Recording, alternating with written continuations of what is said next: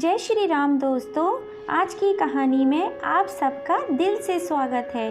आज की कहानी है कंजूस सास। अगर आज की कहानी आपको थोड़ी सी भी पसंद आए तो चैनल को लाइक एंड सब्सक्राइब ज़रूर कीजिएगा। धौलपुर नामक गांव में सरस्वती नाम की औरत रहा करती थी। उनके बेटे शहर में जाकर काम कर रहे थे। बड़ी बहू का नाम था प्रेरणा और छोटी बहू का नाम था नैना। सरस्वती और प्रेरणा हमेशा नैना को तंग किया करती थी क्योंकि उनके छोटे बेटे ने नैना से शादी अपनी पसंद से की थी। नैना एक साधारण परिवार से थी। एक बार बड़ी बहू के हाथ से सास का चश्मा टूट गया। प्रेरणा, ये क्या कर दिया मैंने? ये तो माँ जी कल ही बनवा कर लाई थी। उनको पता चलेगा तो बहुत गुस्सा होंगी। अब क्या करूँ? बाहर काम कर रही नैना के पास गई और कहा, नैना सुनो, माँ जी के कमरे में झूठे बर्तन ले आओ। ठीक है दीदी, अभी ले आई। नैना जैसे ही माँ जी के कमरे में गई तो उसने देखा कि चश्मा नीचे टूटा हुआ है। उसने चश्मा उठाया ही था तभी प्रेरणा माँ जी को लेकर वहाँ पहुँच गई। अब प्रेरणा जोर से चिल्लाई, हे भगवान, माँ जी का चश्मा तोड़ दिया। माँ जी कल ही इसे बनवा कर लाई थी। ये क्या किया तुमने नैना? कोई काम ध्यान से नहीं करती हो? तुम कितना नुकसान कर दिया। सरस्वती जी, ये क्या कर दिया तुमने? जब से आई है नुकसान पे नुकसान किए जा रही है। एक तो घर से खाली हाथ आ गई और अब मेरे घर में बचा हुआ है वो भी तोड़ना चाहती है। माँ जी, ये मैंने नहीं किया है। प्रेरणा दीदी ने मुझे बर्तन लेने भेजा था तो मैंने देखा कि चश्मा टूटा हुआ नीचे गिरा है। प्रेरणा जल्दी से बोली, तुम क्या कहना चाहती हो कि मैंने तोड़ा है? नैना, नहीं दीदी, मैं तो माँ जी को बता रही थी कि मैंने नहीं किया। ये प्रेरणा रोने की एक्टिंग करके दिखाती है। मेरी किस्मत देखो ना माँ जी, आपने देखा ना, आपके सामने मुझे गलत कह रही है। नैना, नहीं दीदी, मेरा ऐसा कोई इरादा नहीं है। चुप रहो तुम। एक तो नुकसान करती हो, ऊपर से झूठ भी बोलती हो। सरस्वती जी बोली, जाओ मेरे सामने से और दोबारा मत आना जब तक घर का सारा काम खत्म ना हो जाए। उसके बाद तुम जंगल चली जाना, वहाँ से लकड़ियाँ काट कर लेकर आना। प्रेरणा, जंगल चली जाइए समय से, समझ गई नैना? लेकिन दीदी, इन सब कामों को करने में ही शाम हो जाएगी। इतनी जल्दी ये सब काम कैसे करूँगी? मुझे क्या पता, माँ जी ने बोल दिया सो बोल दिया। समझ गई? सरस्वती जी बोली, प्रेरणा ने जो कहा समझ में आया या नहीं? नैना, ठीक है माँ जी, जाती हूँ। बेचारी नैना उदास मन से वहाँ से चली जाती है। सरस्वती, भगवान करे जंगल से वापस ही ना आए। मैं अपने बेटे की किसी और अच्छे घर में शादी कर दूँगी और दहेज में बहुत सारे गहने रुपए भी ले लूँगी। ये सब नैना सुन लिया था। माँ जी, मेरे लिए भी एक सोने का हार ले लेना। आखिरकार मैं इस घर की बड़ी बहू हूँ। ठीक है, अब जाओ मेरे लिए कुछ बढ़िया सा खाने को ले आओ। जी माँ जी, अभी लेकर आई।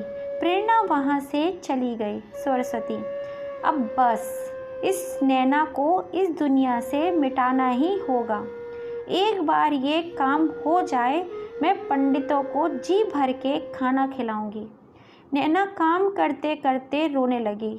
मैं ऐसा क्या करूं जिससे माँ जी मेरे बारे में ये सब सोचना बंद कर दें। हे भगवान, मुझ पर अपनी कृपा करो। मैं ये सब बहुत ज़्यादा नहीं सहन कर पाऊँगी। सारा काम करने के बाद नैना अपने साथ खाने के लिए 4 रोटी और थोड़ी सब्जी बांध के जंगल ले गई। नैना जंगल में लकड़ी काटने लगती है। उसने लकड़ी का एक गट्ठा बनाया और छाँव में बैठ गई। तब उसके थैले से रोटी का डिब्बा नीचे गिर गया।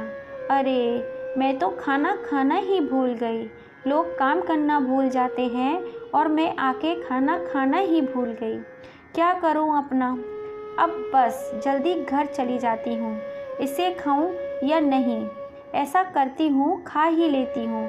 वैसे भी सुबह से कुछ नहीं खाया, फिर रात का खाना भी तो बनाना पड़ेगा। नैना बैठकर खाना खाने ही वाली होती है कि तभी वहाँ पर एक बकरी उसके सामने आकर बैठ जाती है। नैना, तुझे भूख लगी है? आ जा, तू भी खा ले। वह एक रोटी बकरी को दे देती है। बकरी फिर भी नहीं जाती। इस बार वो एक और रोटी देती है और इस बार बकरी चली जाती है। लगता है इसके नसीब में रोटी खाना ही लिखा था। चलो, इस बेजुबान के पेट में भी कुछ गया। इसके बाद वह थोड़ा पानी पीती है। तब तक जंगल में एक बूढ़ी औरत वहाँ सारा सामान लेकर गुजर रही होती है। नैना, माँ जी, आप इस जंगल में? बूढ़ी औरत, मैं अपने गांव जा रही हूँ। बेटी, ये रास्ता जल्दी पहुँचा देता है, इसलिए यहाँ से जा रही हूँ। औरत बहुत बूढ़ी थी।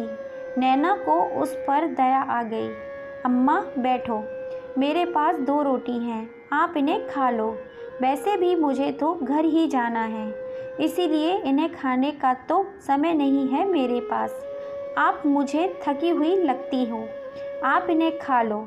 अम्मा बैठ गई और हैरानी से नैना की तरफ देखने लगी। बूढ़ी औरत ने कहा, बेटा, इस जंगल में लगता है भगवान ने तुझे भेजा है मेरे लिए। ला बेटी, जोरों की भूख लग रही है। बहुत ही बुरा हाल है मेरा भूख से। खुश रहे तू बेटी। नैना ने रोटी सब्जी अम्मा को दे दी और अम्मा ने बड़े चाव से रोटी सब्जी खा ली। बूढ़ी औरत बोली, बेटी, एक बात ध्यान से सुन। तेरे जीवन में कभी भी कोई मुसीबत आए तो बस अपने पूर्वजों और भगवान को सच्चे दिल से याद करना। उसके बाद मुसीबत पर लाल कपड़ा और धूप बत्ती जलाकर हाथ जोड़ देना, सब ठीक हो जाएगा। नैना, धन्यवाद अम्मा, बड़ों की कृपा से ही घर परिवार फलता फूलता है। कभी धौलपुर गांव में आना होगा तो किसी से भी पूछ लेना मेरी माँ जी का नाम। उनका नाम सरस्वती देवी है। कोई भी आपको मेरे घर का पता बता देगा। कभी आना हो तो हमसे मिलने ज़रूर आना। बूढ़ी औरत बोली, ज़रूर बेटा, कभी मौका मिले तो ज़रूर आऊँगी। अब बेटी तू जल्दी घर जा, ये जंगल तेरे लिए सुरक्षित नहीं है। ठीक है अम्मा, आप भी जल्दी से चली जाओ। और हाँ बेटी, कभी भी डर लगे तो अपने पूर्वजों को याद करना। पितृ हमेशा अपने वंश की रक्षा करते हैं। जी अम्मा। नैना घर पहुंचती है। उसके बाद रात के लिए खाना बनाने लग जाती है। खाना बनाकर सबको खिलाया और उसके बाद सब सो गए। सबके सो जाने के बाद अचानक पूरा घर हिलने लग गया। अचानक एक कमरे से बहुत तेज आवाज़ें आने लगी। सब लोग डर गए। कुछ देर बाद सब एकदम से शांत हो गया। प्रेरणा, माँ जी, ये क्या था? ये कैसी आवाज़ थी? सरस्वती जी बोली, तू रुक, मैं देखती हूँ। सरस्वती जी ने नैना से कहा, जा तू देख क्या है वहाँ। माँ जी, मुझे डर लग रहा है। सरस्वती जी जोर से चिल्लाईं, जाती है या नहीं? इसके बाद नैना कमरे में देखने चली गई। वहाँ कोई नहीं था। माँ जी, यहाँ पर तो कुछ भी नहीं है। सरस्वती जी बोली, ऐसा कैसे हो सकता है? इतनी भयंकर आवाज़ भला किसकी हो सकती है? प्रेरणा, मुझे लगता है कोई जानवर खिड़की से घुस गया होगा। मैं कहती थी ना, वहाँ जालियाँ लगवा लो।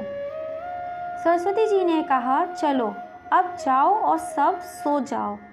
अगले दिन सरस्वती जी बोली, नैना सुन, वो कपड़े रखे हैं, धो देना सारे, और घर की सारी चादरें भी धोनी हैं। और हाँ, पर्दे भी, समझ गई ना? जी माँ जी। तब तक वहाँ उनकी पड़ोसी शांति आ गई। शांति, प्रणाम अम्मा, कैसी हो आप? आओ बेटी, तुम कैसी हो? हमारा तो जैसे तैसे वक्त निकल रहा है। मैं ठीक हूँ अम्मा जी, आपसे वो शहद लेने के लिए आई हूँ। कुछ दिन पहले आपसे मंगवाया था ना? अरे हाँ, मैं तो भूल गई। क्या करूं बेटी, उम्र हो गई है ना, रुक लाती हूँ। सरस्वती जी जैसे ही अंदर गईं, शांति तुरंत नैना के पास जाकर बोली, नैना तू दुखी नहीं होती इस बुढ़िया के ऐसे बर्ताव से? जीना मुश्किल कर दिया है ना इसने तेरा। मैं कहती हूँ तू अपने मायके वालों को बता देना। नैना ने कहा, नहीं बहन, मेरे माता पिता गरीब हैं, उन्हें मैं और पीड़ा में नहीं दे सकती। मुझे परेशान देखकर वो दुखी हो जाएंगे। शांति बोली, तेरे लिए मुझे बहुत दुख होता है, तू अपना ध्यान रख, तू मेरी चिंता मत करो। वो जैसी भी हैं मेरी सास हैं, गुस्सा करती हैं पर दिल की अच्छी हैं। तू बहुत भोली है रे, मैं तो तेरे लिए बस प्रार्थना ही कर सकती हूँ, एक दिन तेरा जीवन भी सुधर जाए, तू परेशान मत हो। नैना ने कहा, ये सब मेरा परिवार है और परिवार में तो ये सब चलता ही रहता है। तब तक अचानक माँ जी आ गई। ले शारदा, अपना शहद। धन्यवाद अम्मा, अच्छा मैं चलती हूँ। उसने नैना की तरफ देखा और चली गई। नैना ने अपना सारा काम किया, पहले कपड़े, फिर घर की सफाई, उसके बाद आंगन की सफाई। रात के समय सरस्वती जी ने आवाज़ लगाई, अरे ओ नैना, खाना बना या नहीं? बन गया है माँ जी, आप हाथ धो लीजिए, अभी लगाती हूँ। अरे ज़रा जल्दी खाना लगा दो, मुझे बहुत भूख लगी है। नैना ने अंदर से आवाज़ लगाई, बस माँ जी, अभी लगाती हूँ, हो ही गया। सरस्वती जी ने खाना खाते ही छी छी, थू थू थू, कैसा खाना बनाती है तू, ऐसा खाना तो जानवर भी नहीं खाएं। माँ जी, मैं आगे से ध्यान रखूँगी। सास और प्रेरणा ने सारा खाना खा लिया और जानबूझ के बाकी रोटियां और सब्जी छुपा दी। सरस्वती जी ने फिर से नैना को आवाज़ लगाई, और रोटी लेकर आओ। नैना, माँ जी, रोटियां तो ख़त्म हो गई हैं, इस घर में तो पेट भर के खाना खाना भी नहीं मिलता, जीना दुर्भर हो गया है मेरा, जा बर्तन लेकर जा। सरस्वती ने प्रेरणा को वो खाना दिया। प्रेरणा ने तुरंत वो खाना गाय को खिला दिया और वापस बैठ गई। प्रेरणा, चलिए माँ जी, कल शादी में भी जाना है, सो जाते हैं। सब ने खाना खाया, किसी ने नैना को खाने के लिए नहीं पूछा। फिर नैना ने बर्तन धोए। आधी रात को अचानक आवाज़ आने लगी, सब बाहर आ गए। प्रेरणा, माँ जी, फिर से यही आवाज़। सरस्वती, ये आवाज़ तो कल से भी ज़्यादा है। प्रेरणा, माँ जी, इस नैना को वहाँ भेज देते हैं, आप कमरे को बंद कर दीजिएगा। सरस्वती, अगर वहाँ कोई जानवर होगा तो इसे खा जाएगा। सरस्वती ने नैना से कहा, जा देख कौन है वहाँ पर। नहीं नहीं माँ जी, मुझे डर लग रहा है, जाती है या नहीं, मारूं अभी। नैना जैसे ही कमरे में गई, प्रेरणा ने दरवाज़ा बंद कर दिया। नैना, माँ जी, दरवाज़ा खोलिए, आप मेरे साथ ये सब क्यों कर रही हैं? माँ जी, मुझे डर लग रहा है। सरस्वती जी बोली, ये सब मेरे बेटे की ज़िंदगी में आने से पहले सोचना चाहिए था, अब भुगत। दोनों हंसने लगी। नैना, माँ जी, यहाँ पर सांप है, सांप सांप सांप। नैना जोर से चिल्लाने लगी और जाकर एक कोने में छिप गई। नैना को अचानक अम्मा की बात याद आई। नैना ने तुरंत अपने पूर्वजों को याद किया। हे पितृ, मेरी रक्षा करो, कोई तो उपाय दो ताकि मैं इस मुसीबत से बच पाऊँ। अचानक वहाँ पे लाल कपड़ा और धूप बत्ती आ गई। नैना को बुढ़िया माँ की बात याद आ गई। नैना तुरंत डरते डरते उसके पास गई और धीरे से उसके ऊपर लाल कपड़ा डाला और धूप बत्ती जला ली और भगवान का नाम जपने लगी। हे ईश्वर, मेरी रक्षा करो मेरी। प्रेरणा, माँ जी, चलिए लगता है वो मर गई। जानवर उसे अभी तक तो खा भी चुका होगा। कल इस कमरे को खोलेंगे। ठीक है, भगवान करे इस बार ये मुसीबत टल ही जाए। अगले दिन प्रेरणा ने कमरा खोला। नैना एक जगह पे ही लेटी हुई थी। प्रेरणा चिल्लाई, सरस्वती क्या हुआ? कहीं भूत देख लिया क्या? जैसे ही कमरे में आई उसने देखा चारों तरफ सोना ही सोना बिखरा हुआ है। हमारी तो किस्मत ही खुल गई प्रेरणा माँ जी। आज एक साथ दो मुसीबत टल गई। पहली तो मुसीबत वो और दूसरी मुसीबत हमारी गरीबी।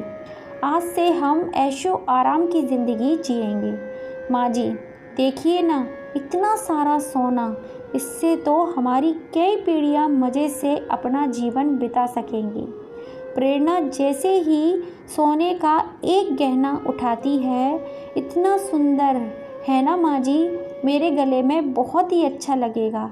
ठीक कहा ना मैंने? तब तक अचानक प्रेरणा को ज़ोर से करंट लगने लगता है और माँ जी को सांप पकड़ लेता है। माँ जी चिल्लाने लगती हैं। चिल्लाने की आवाज़ से नैना उठ जाती है। उसी समय अम्मा वहाँ पर प्रकट हो जाती है। बूढ़ी औरत, ये सब केवल नैना का है। इस खजाने में किसी ने भी बुरी नज़र डाली तो उसे मैं छोड़ूंगी नहीं। प्रेरणा ने वो हार फेंक दिया। नैना, अम्मा, माँ जी और प्रेरणा दीदी को छोड़ दो आप। बूढ़ी औरत, नहीं बेटी, ये सब तुझे जीने नहीं देंगे। मेरे होते हुए तुझे कोई तंग नहीं कर सकता। अम्मा, आपके आगे हाथ जोड़ती हूँ, कृपा छोड़ दो इन्हें। बूढ़ी औरत, ठीक है। दोनों बच जाती हैं। नैना, माँ जी आप ठीक तो हो ना? प्रेरणा दीदी आप भी ठीक तो हो ना? नैना ने कहा। अम्मा, मेरी बात का मान रखने के लिए धन्यवाद। बूढ़ी औरत ने कहा, ये सब तेरा है नैना। अम्मा, ये सब मेरा कैसे हुआ? मुझे आप ये सब क्यों दे रही हो? बूढ़ी औरत ने कहा, बेटा ये तेरा ही था हमेशा से। एक ज़माने में तेरे पूर्वजों ने इस खजाने को छुपाया था दुश्मनों से। वो चाहते थे कि ये सब उसके सही और किसी बारिश को मिले जो ईमानदार और नेक हो, ताकि सबका भला हो सके। वो चाहते थे कि दुश्मन इसका गलत इस्तेमाल ना कर पाए, इसलिए उन्होंने इस खजाने की पूजा कराई। इसके बाद ये खजाना सर्प में बदल गया। तब से वो तुम्हारे वंश के सही उत्तराधिकारी की खोज कर रहे थे। तुमने जिस बकरी को रोटी खिलाई थी वो असल में सर्प था, जो वेश बदल कर तुम्हारे सामने बकरी बनकर आई था, ये जानने के लिए कि तुम वही सही उत्तराधिकारी हो कि नहीं। बेटी तू बहुत भोली है। सब याद रखना, ये खजाना सिर्फ तुम्हारा है। ये कोई मामूली खजाना नहीं है, मंत्रों द्वारा सिद्ध किया गया खजाना है। याद रखना, इस खजाने की सुरक्षा स्वयं सर्प देख कर रहे हैं। इसलिए नैना, तुम इसके खो जाने की चिंता मत करना।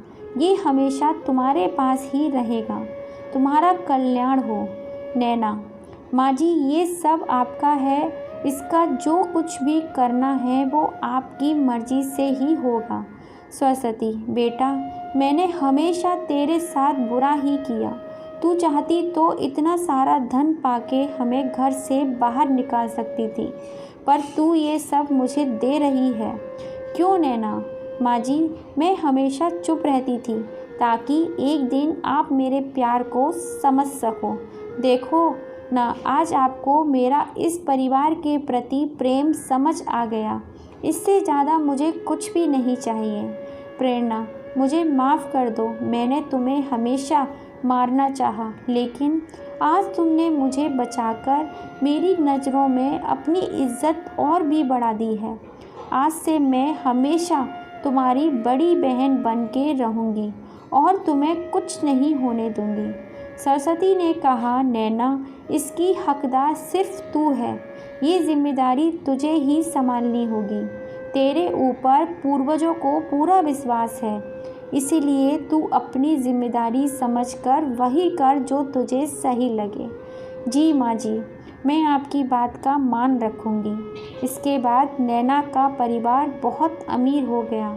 नैना दान पुण्य करने लगी और खुशी खुशी अपने परिवार के साथ रहने लगी।